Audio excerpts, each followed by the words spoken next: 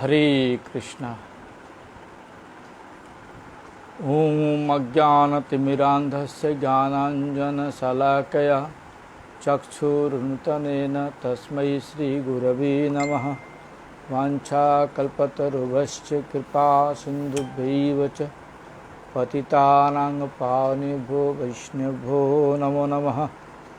नमो महावदन्याय कृष्णप्रेमप्रदायते कृष्णाय कृष्णचैतन्यनामिने गौरतवितसे नमः। तप्तकाञ्चन गौरांगी राधे वृंदावनेश्वरी वृषभानुसुते देवी प्रणमामि हरिप्रिये। हे कृष्ण करुणा सिंधु दीनबंधु जगतपते गोपेश गोपिकाकांत राधाकांत नमस्तुते।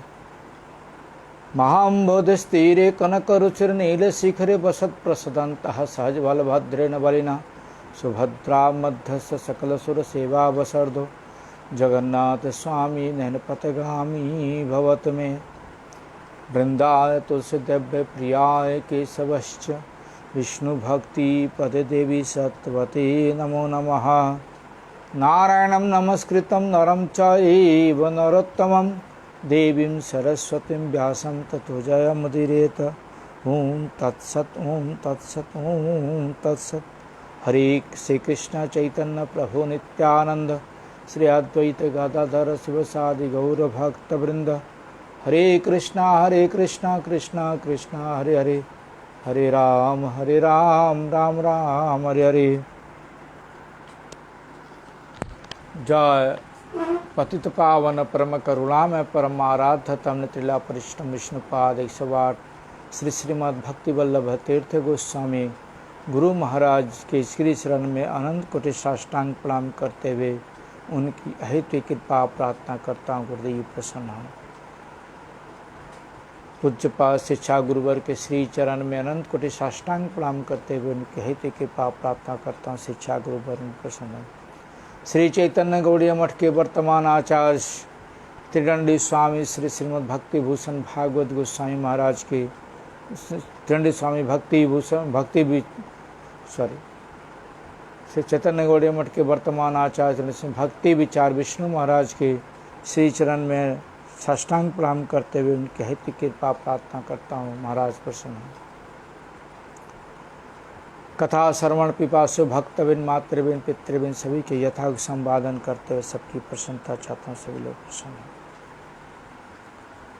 हम लोग कल गए थे मायापुर।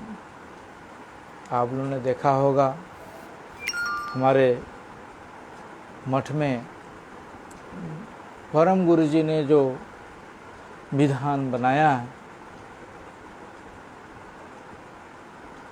उन्होंने भी 3 नाम लिख करके गए थे। गुरु जी ने भी 3 नाम लिखे थे। उसमें से भक्ति विचार विष्णु महाराज का नाम लिखे थे गुरु महाराज।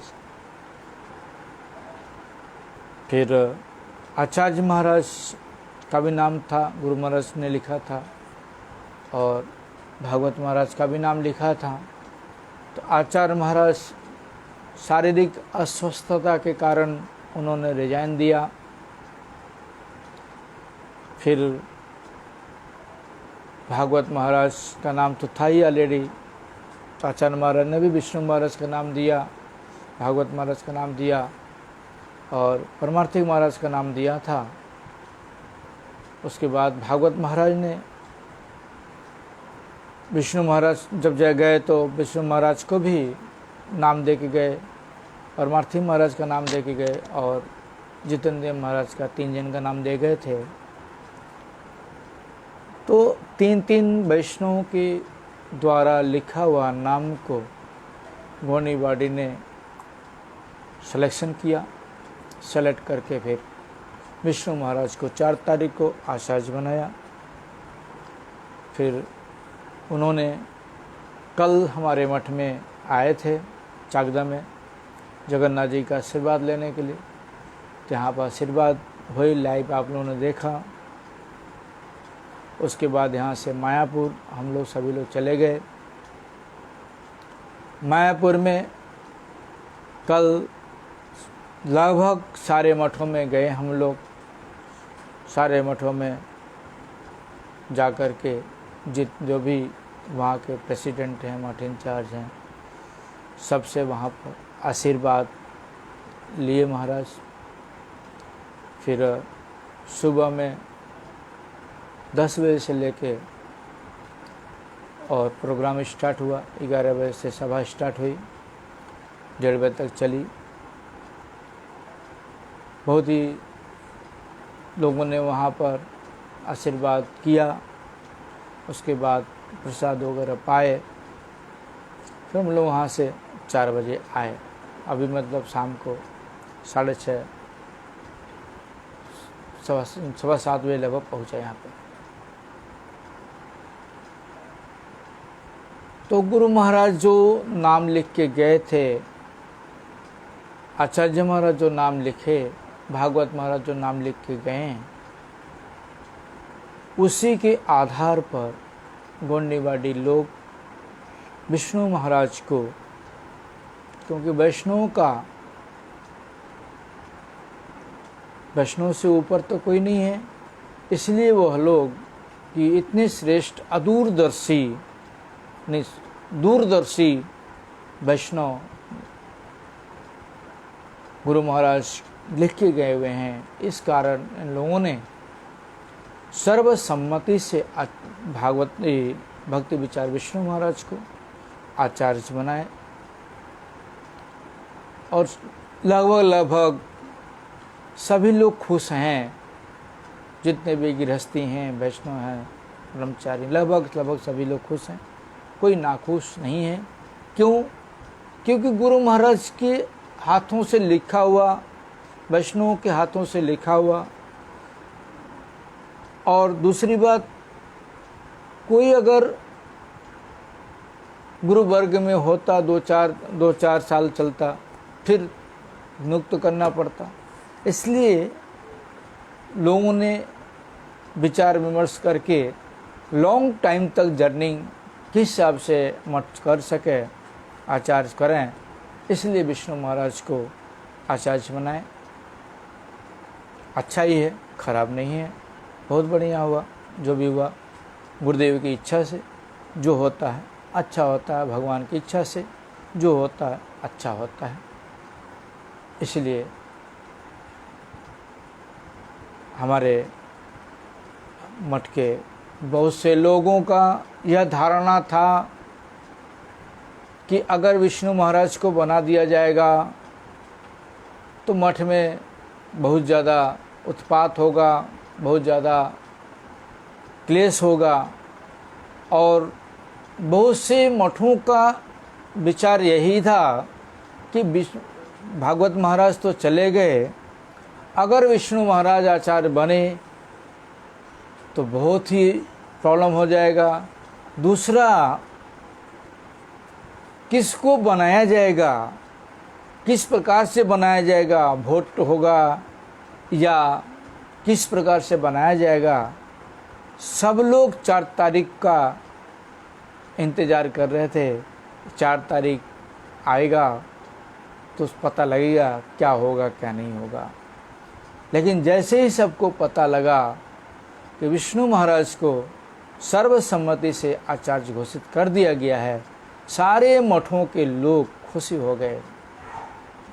सारे मठ के लोग प्रसन्न हुए कि विष्णु महाराज आचार्य बने हैं, अब लंबा टाइम तक चलेगा।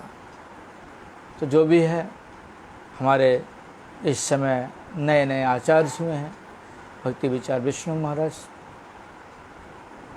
जो भी हरिनाम दीक्षा लेना चाहते हैं उनसे ले सकते हैं। अब कभी भी स्टार्ट हो सकता है। अभी तो जो कानूनी कार्रवाई वगैरह है वो सारी चीज़ें चल रही हैं, क्योंकि कोर्ट में सारे जमा करना पड़ता है।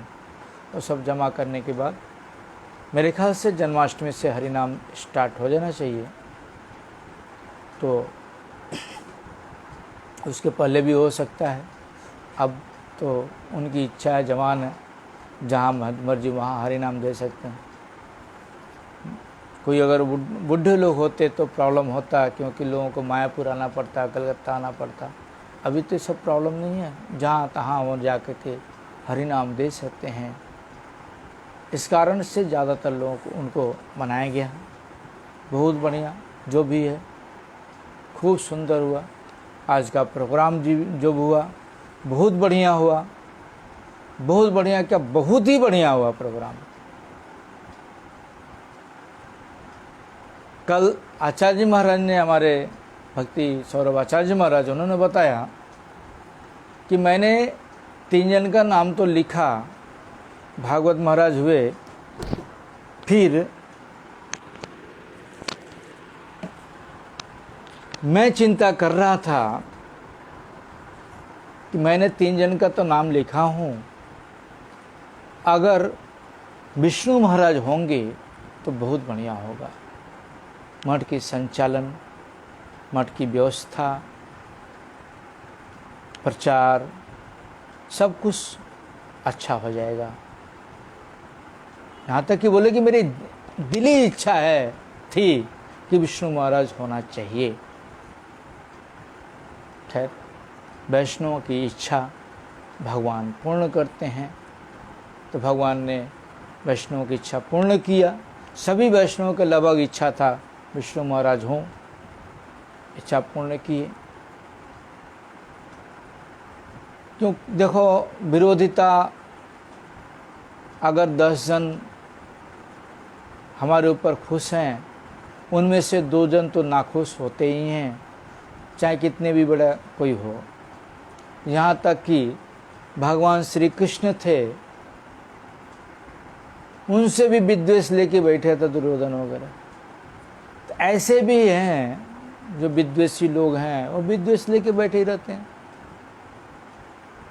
इसलिए कैंची का काम है सब समय कपड़े को काटना, और सुई का काम है कटे हुए को सिलाई करना। तो जिसका जो काम वो करेगा ही करेगा। अच्छा हुआ, एक चीज़ और मैं बताना चाहूँगा, मैं फेसबुक पर बहुत ज़्यादा देखता था प्रचार विष्णु महाराज का।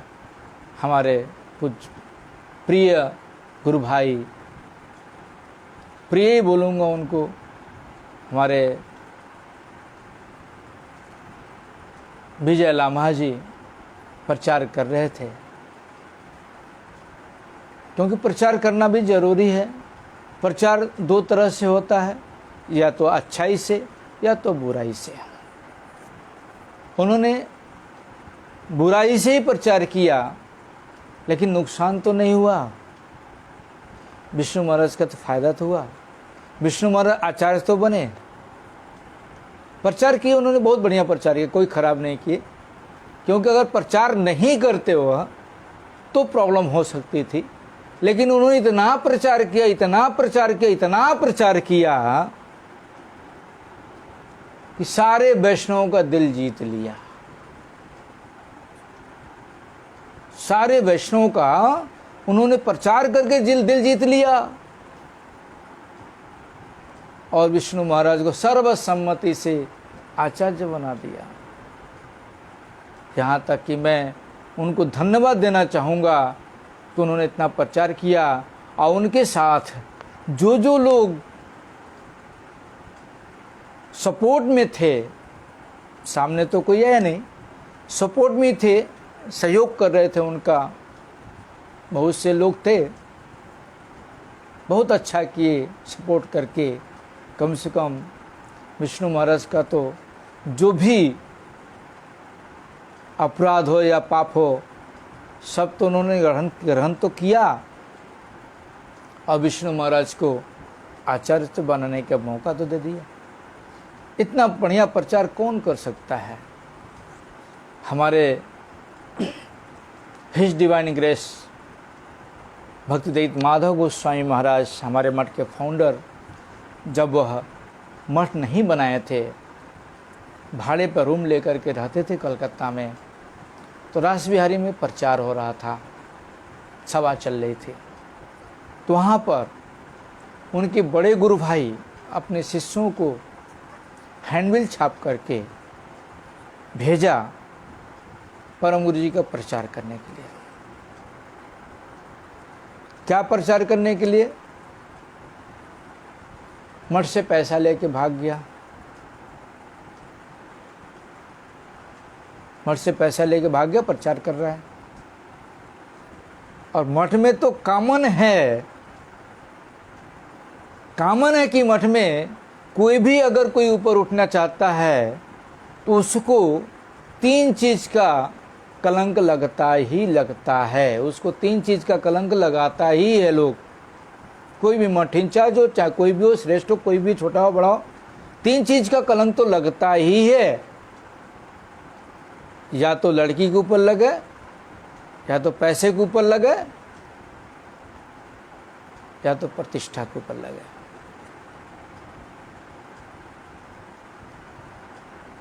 अगर लड़की का संग नहीं भी किया है तो भी लगा देते हैं लोग कलंक।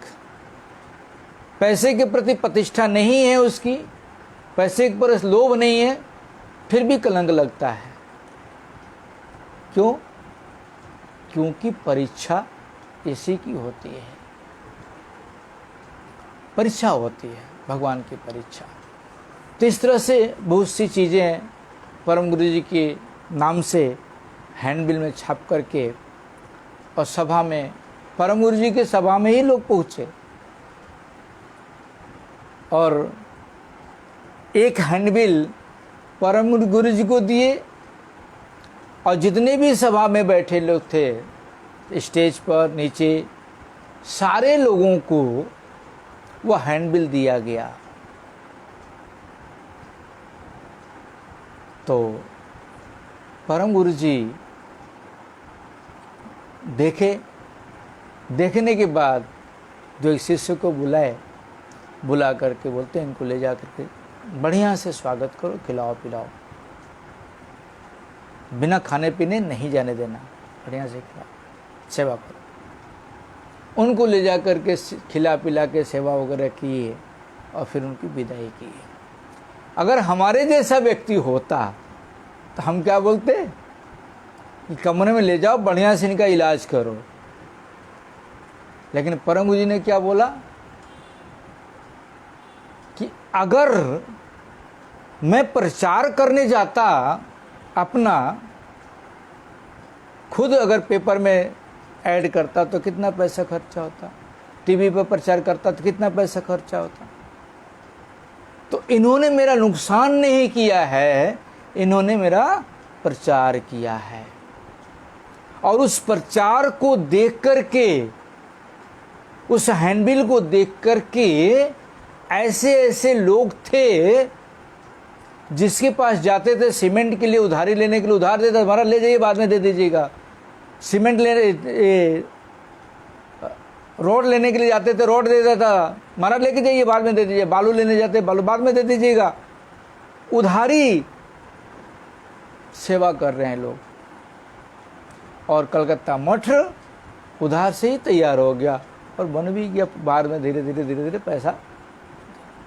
तो फायदा किसका हुआ? परम गुरु जी बोलते हैं कि फायदा तो मेरा ही है। क्यों? क्योंकि मैं अगर किसी के पास जाता उधारी मांगने के लिए तो कोई उधारी देता नहीं, सीमेंट बाली ईंट वगैरह। लेकिन जब इन्होंने प्रचार किया, मेरा बुराई किया, तो कम से कम लोग जाने तो।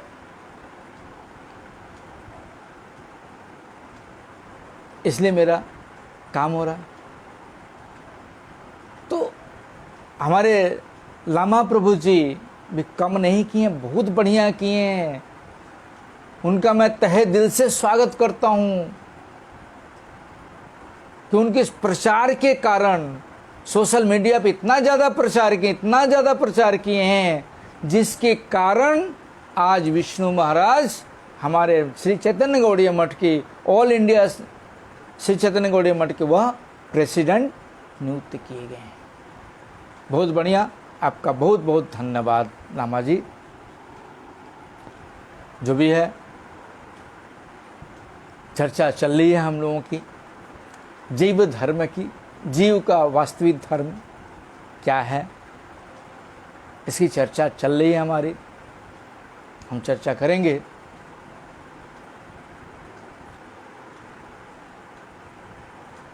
तो मैं आप लोगों से एक निवेदन करता हूँ कि आज मुझे लाइव आने का कारण कि आप लोग को चिंता होगी कि प्रभु जी अभी यूट्यूब फेसबुक पर लाइव करते नहीं हैं, पेज पर लाइव करते नहीं हैं, यूट्यूब पर छोड़ते हैं। मेरा एक कारण है, क्योंकि 4000 घंटा पूरा करने के लिए मुझे यूट्यूब पर वीडियो बना के छोड़ना पड़ रहा है, क्योंकि आप लोग यूट्यूब पर देखते नहीं हैं, फेसबुक पर मिल जाती है, इसलिए यूट्यूब पर जाते नहीं हैं। इसलिए मैंने फेसबुक पर लाइव करना बंद कर दिया है और यूट्यूब पर ही वीडियो करके छोड़ता हूँ। आप लोगों से प्रार्थना कि यूट्यूब को ज़्यादा से ज़्यादा सब्सक्राइब करें, बेल आइकन दबाएं और ज़्यादा से ज़्यादा देखने की कोशिश करें। ज़्यादा से ज़्यादा देखेंगे तो मैं कोशिश करूँगा कि यूट्यूब पर लाइव करूँ, सारी दुनिया को पता चल सके यूट्यूब पर कि हमारी चाकदा में जगन्नाथ जी हैं, यहाँ पर उनकी महिमा के विषय में जान सकें लोग, हमारा प्रचार जगन्नाथ जी का चलता रहे, बंद ना हो। इसलिए मैं आप लोगों से प्रार्थना करता हूँ कि आप लोग सब्सक्राइब करें, बेल आइकन दबाएं, ज़्यादा से ज़्यादा देखें। हम लोग इसके पहले चर्चा किए थे कि अद्वैत प्रभु ने जो सांसारिक जो सभ्यता, जागतिक लोगों की जो सभ्यता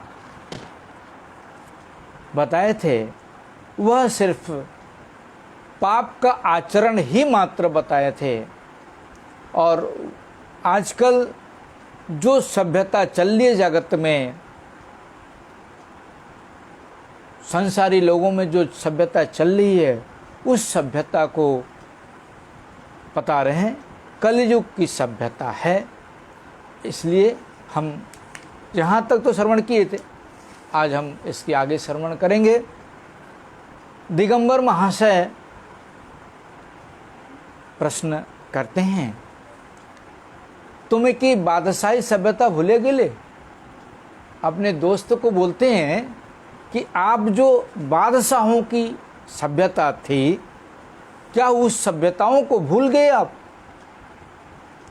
देखो, बादशाहरा सभा लोग केमन सुंदर रूपे बसन व केमन विधि पूर्वक कथा वार्ता बोलन। बादशाह लोग, राजा महाराजा लोग, वो किस प्रकार से सभा में लोगों के साथ व्यवहार करते हैं, किस प्रकार से लोगों के साथ बातचीत करते हैं, किस प्रकार से सुंदर तरीके से बैठे रहते हैं, सोशल डिस्टेंसिंग बना करके बैठे रहते हैं। ये सब सभ्यता भूल गए भाई। मैंने एक दिन वीडियो देखा था फेसबुक पर कि कुत्ते को तो जानते ही हैं, एक आदमी उन लोगों को खाने के लिए परोस रहा है और लोग मुख में थाली को दबा करके आ रहे हैं, लाइन से आ रहे हैं, सभ्यता के साथ आ रहे हैं। तो इंसान अगर सभ्यता बनाता है तो चलो ठीक है, तो कुत्ते भी सभ्यता बनाते हैं। ये तो जागतिक सभ्यता है। जो जागतिक सभ्यता हम लोग दिखाते हैं, अच्छा खासा पहनना, सब कुछ करना, वह तो जागतिक सभ्यता है। लेकिन यहाँ बता रहे वो सब तुम भूल गए। अद्वैत प्रभु बताते हैं यहाँ पर कि से केवल सांसारिक व्यवहार, जो वह सभ्यता था या है, अभी भी चल रही है जो सभ्यता, वह सारी सभ्यता जो है संसारी लोगों के साथ व्यवहार करने वाली सभ्यता है। वह जो है परमार्थिक जगत में व्यवहार करने वाली सभ्यता नहीं है। तहा ना थाकले मनुष्य वस्तुतः की अभाव है। अगर वह नहीं है सांसारिक सभ्यता अगर नहीं है, उसमें जो मनुष्य रहते हैं उसमें उनका क्या अभाव हो जाएगा? उनका कोई प्रॉब्लम होगा? उनका तो कुछ प्रॉब्लम नहीं होगा। सभ्यता नहीं भी रहे और रहे भी तो कोई फर्क नहीं पड़ता है।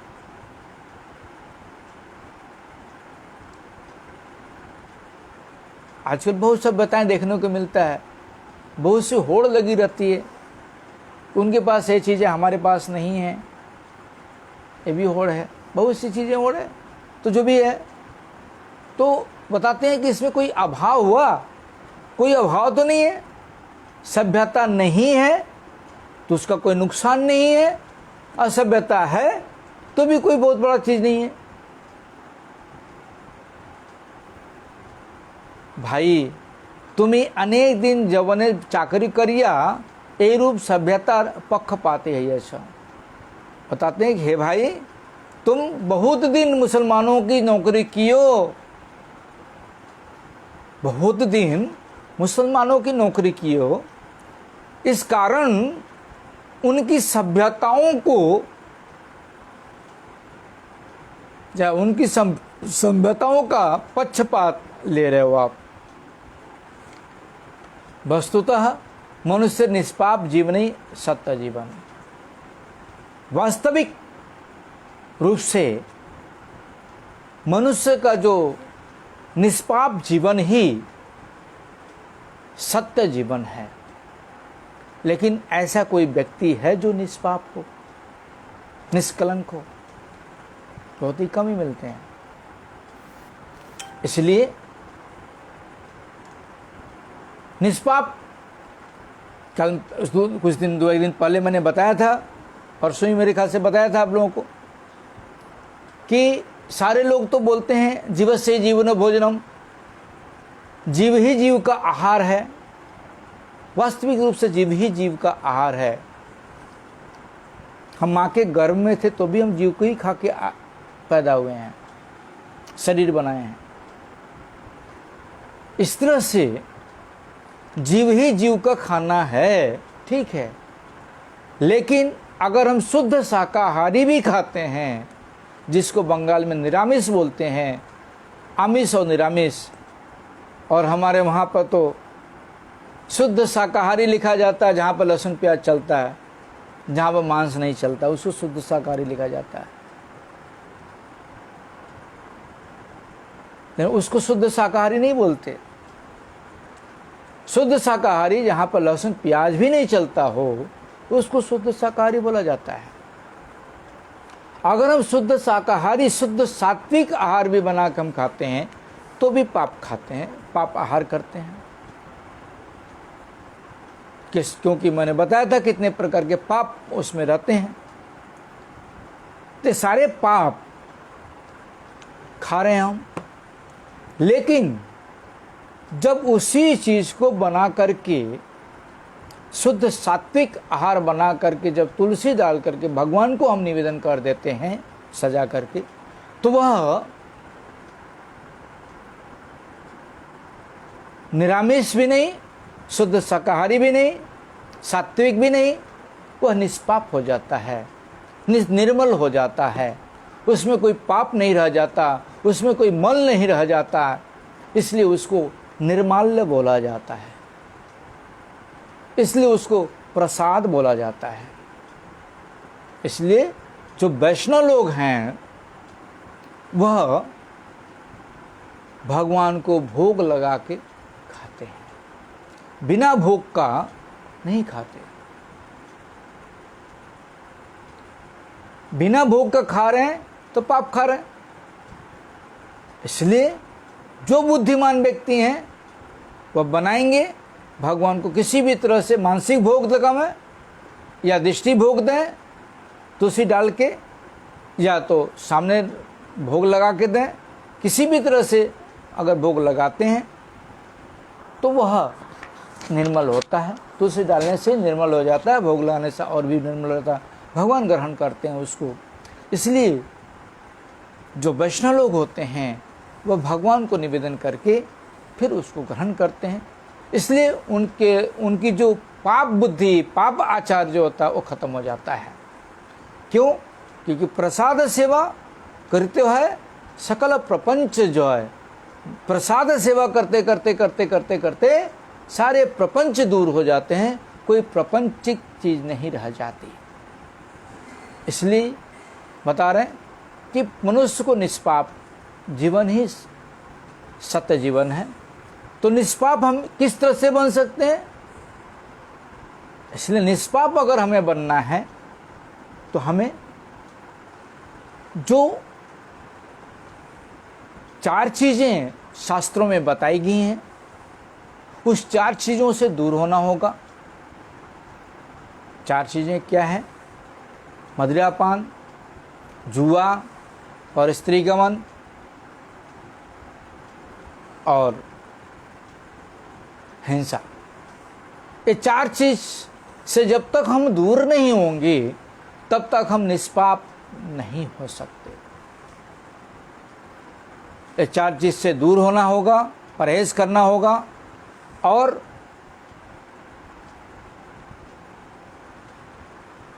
एकादशी, तुलसी सेवा आदि जो वैष्णव का धर्म है उसको अपनाना होगा। उसको जब अपनाएंगे तो धीरे धीरे धीरे धीरे धीरे धीरे धीरे हमारी जो चित्तवृत्ति है वह साफ हो जाएगी। किस प्रकार से साफ होगी इसके विषय में भागवत में बताते हैं कि नष्ट प्रायस्व अभद्रेषु नित्यम भागवत सेवया। नष्ट प्रायस्व अभद्रेषु नित्यम भागवत सेवया। नित्य प्रति भागवत की सेवा। भागवत की सेवा मतलब भागवत श्रीमद् भागवत की सेवा नहीं होती। श्रीमद् भागवत की सेवा ही एकमात्र सेवा नहीं है। एकादशी भगवती हैं, तुलसी भगवती हैं, गीता ग्रंथ आदि भगवती है, हरिनाम भगवती हैं, साधु भक्त भागवत हैं, साधु भक्त भागवत हैं। इन 5 प्रकार की सेवा करते करते करते करते करते इसलिए बता रहे नित्य क्या करना पड़ेगा? भागवत सेवा। नित्य प्रति में भागवत सेवाएं 5 प्रकार की सेवा करते करते करते क्या होगा? हमारे हृदय के अंदर जो प्रपंच बैठा हुआ है, हमारे हृदय के अंदर जो ग्रंथि बनी हुई है, संसार रूपी संसार की जो ग्रंथि बनी हुई है उस ग्रंथि को छेदन कर देगी। उस ग्रंथि को छेद करके और गांठ को खोल देगी। गांठ खुल जाने से क्या हो जाएगा? आत्मा परिष्कार हो जाएगा, हृदय परिष्कार हो जाएगा। और जब हृदय परिष्कार हो जाएगा तो कैसे होगा? नष्ट प्रायस्व अभद्रेषु। सारी अभद्रता करते करते करते करते साफ हो जाएगी। और जब साफ हो जाएगी तब क्या होगा? उत्तम श्लोके भक्ति भवति नैष्ठिकी। उत्तम श्लोक जो भगवान हैं वो भक्ति के वशीभूत होकर के हृदय में जाकर के चैत्य गुरु रूप से विराजमान हो जाएंगे। तब वहां पर जो है वह सत्य जीवन स्टार्ट हो जाए। वहां पर जाकर के सत्य जीवन या सभ्यता, हमारी वास्तविक सभ्यता वहां पे स्टार्ट होगी। उसके पहले वास्तविक सभ्यता हमारी स्टार्ट नहीं होगी। पाप बुद्धि सहित ये कलिकाले सभ्यता बुद्धि से केवल विडंबना। बता रहे कि पाप बुद्धि के कारण कलियुग में जो सभ्यता हमें दिखाई देती है या बुद्धि हमारी है वह एकमात्र विडंबना है। लोगों को दिखाना है, एक ढकोसला है, एक लोगों को ठगने का काम है वह सभ्यता। इसलिए ऐसी सभ्यता हमें एकमात्र ठगने का काम करती है और कुछ नहीं। जागतिक जो सभ्यता है वह सब सारी सभ्यताएं हमें ठगने का काम करती हैं, लेकिन वास्तविक सभ्यता अगर हमारे हृदय में आ जाती है तो वह सभ्यता हमें ठगने का काम नहीं करती है। वह सभ्यता, वास्तविक सभ्यता भगवान के पास लेके जाने का काम करती है। दिगंबर यहाँ पर प्रश्न करते हैं कि देखो आजकल कृतविद्या पुरुषदेर मनेर भाव এই যে वर्तमान सभ्यताई मनुष्यता যিনি सभ्य नन তিনি मनुष्य मध्य गण्य हन ना। बता रहे हैं दिगंबर कि आजकल की जो कर्मी लोग हैं, कर्म की जो इस विद्या है, कृत विज्ञान, कृत माना कर्म, विद्या माना जो कर्मी विद्या है, जो हम लोग की पढ़ाई है आजकल, उससे क्या समझते हैं लोग कि इन लोगों का भाव यही होता है कि वर्तमान में जो सभ्यता हमें दिखाई देती है, अगर वह सभ्यता नहीं है तो वह मनुष्यता नहीं है, मनुष्य नहीं है, उनको सभ्य रूप से गणना नहीं की जाती। मैंने कुछ दिन पहले बताया था कि मैं कलकत्ता में पैदल आ रहा था तो कुछ पैसे वाले लोग सिगरेट पी रहे हैं, उनकी सभ्यता, लड़के लोग थे यही करीब 22-25 साल के, कमाने दमाने होंगे, कुछ तो काम करे तभी तो इतने पैसे मांगे पे सिगरेट पीते हैं। तो मैं जब आ रहा हूँ वहाँ से, पैदल ही आ रहा था, तो रास्ते मेरे से मुझे देख करके बोलते हैं, देखो इतना सुंदर शरीर, हट्ठा कट्ठा, जीवन बर्बाद कर दिया। एक के मुख से सुना चुप, फिर दूसरे बोलता हाँ यार क्या ऐसे जीवन जीना यार, कुछ ऐस नहीं किया, कुछ किया नहीं, क्या फ़ायदा ऐसे ज़िंदगी से, भगवान के पास जाके क्या बोलेगा ये लोग कि हमने कुछ किया ही नहीं, वहाँ पर क्या जवाब देगा, जमराज के पास भी क्या जवाब देगा ये लोग। फिर मैंने रुक गया, मैंने बोला भाई आप जो बोल रहे हैं ठीक ही बोल रहे हैं, खराब नहीं बोल रहे हैं। हाँ, हो सकता है कि मैं आप लोगों की तरह नहीं हो सकता, क्योंकि मेरे पास पैसा नहीं हो सकता, मैं आप लोगों के जैसा सिगरेट नहीं पी सकता। अब पैसा नहीं होने के कारण मैं चोरी डकैती करता, जेल में रहता, पुलिस मेरे ऊपर शासन करती, या कुछ और बन जाता, आतंकवादी बन जाता, सभ्यता सीखने के लिए। तो ये अच्छा होता आप लोगों के लिए अगर मैं साधु के चरणों में आकर के साधु बना हो, तो आप लोगों को अच्छा नहीं लग रहा है? अरे भाई साहब, आप जो 10 रुपए का सिगरेट पीते हो डेली, अगर 2 सिगरेट या 5 सिगरेट पियो दिन भर में, तो 5 सिगरेट का दाम 50 रुपये होता है। 50 रुपये अगर आपकी बच्ची है, लड़का है, उसके नाम से बैंक बैलेंस करो, आप सेविंग में डालो, तो महीने का कितना हो जाता है? 600 रुपया।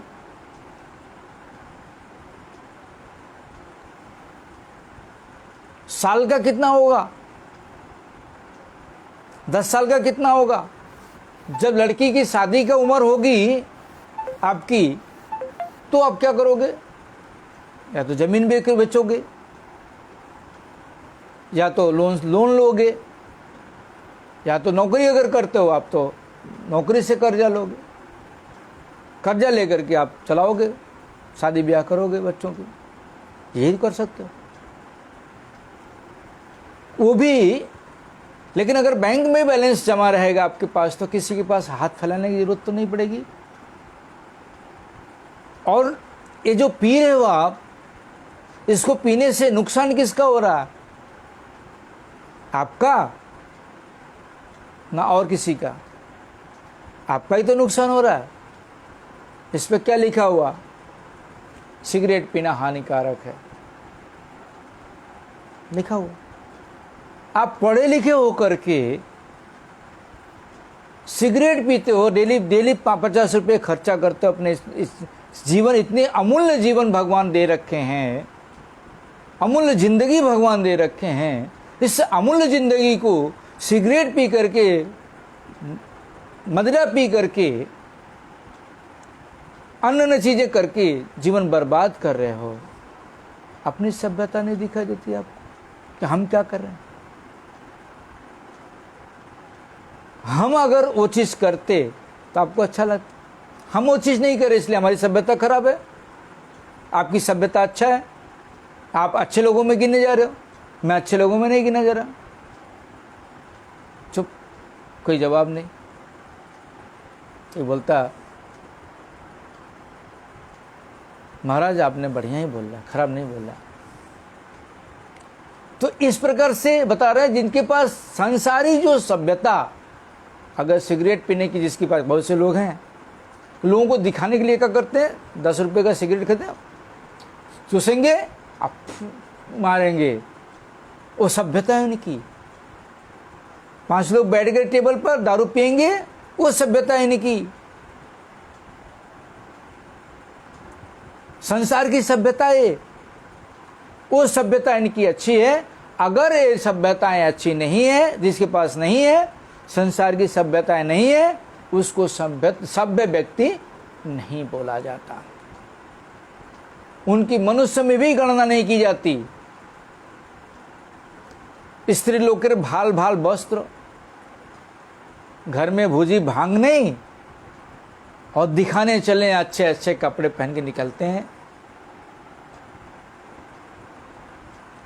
क्या बताते हैं, स्त्री लोग के भाल भाल वस्त्र व महा ताहादे दोष आच्छादन कराई एखनकार अभद्रता हइया उठे छे। अल्लाह बता रहे हैं कि स्त्री लोग भले ही वो लंपट हैं, लेकिन वो अच्छे अच्छे कपड़े पहनेंगे, लोगों के सामने ऐसे बन सज के जाएंगे कि उनके जैसा पवित्र इंसान कोई नहीं है।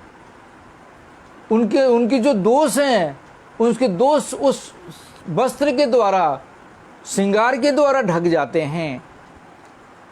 इस समय जो कलिकाल चल रही है, यही समय की भद्रता है, मतलब सभ्यता है। इसके उत्तर में अद्वैत प्रभु क्या बोल रहे हैं, मैं कल वीडियो में पाऊंगा यूट्यूब पर। वांछा कल्पतरुभ्यश्च कृपा सिंधुभ्यो च पतितानां पावनेभ्यो वैष्णवो नमः। आप लोगों से प्रार्थना दोबारा करता हूँ कि आप लोग यूट्यूब पर आइए, यूट्यूब पर सब्सक्राइब करिए, बेल आइकन दबाइए, ज़्यादा से ज़्यादा वीडियो को देखने की कोशिश करिए, और अपने मित्र बंधु बांधव जो भी हैं उनको बोलिए कि हमारे चाकदा जगन्नाथ मंदिर से चैनल बनाया गया है, आप लोग सब्सक्राइब करके आरती दर्शन हरि कथा श्रवण करिए। हरे कृष्ण।